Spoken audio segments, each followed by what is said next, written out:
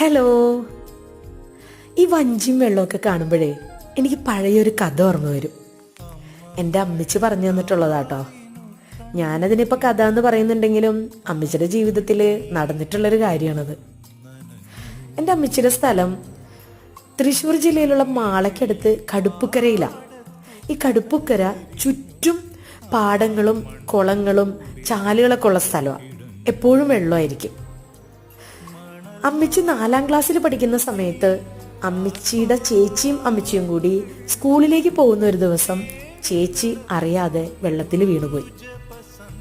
തെങ്ങിന്റെ മുകളിൽ ചെത്താൻ കയറിയിരിക്കുന്ന ഒരു ചേട്ടൻ കണ്ടതുകൊണ്ട് മാത്രം അന്ന് വല്യമ്മ രക്ഷപ്പെട്ടു. അതോടുകൂടി ചേച്ചിയുടെ അനിയത്തിൻ്റെയും പഠിത്തം നിന്നുപോയി. 4ാം ക്ലാസ്സിൽ എൻ്റെ അമ്മച്ചിയുടെ പഠിത്തം കഴിഞ്ഞു. എന്തായിരുന്നാലും ഇപ്പം രണ്ടുപേരും ആരോഗ്യത്തോടു കൂടി ഇരിക്കുന്നു എന്നുള്ളത് വലിയൊരു സന്തോഷമുള്ള കാര്യമാണ്.